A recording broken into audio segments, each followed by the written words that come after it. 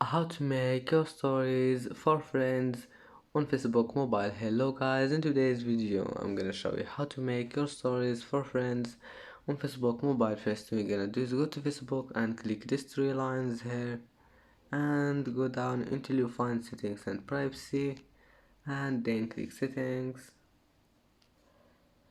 and now go down and you will find here posts. Click on it and then click this one, who can see your stories. And now all you need to do, just click on friends. You may find this one on public, and then just click friends and go back and it will be saved. And that's it for today's video.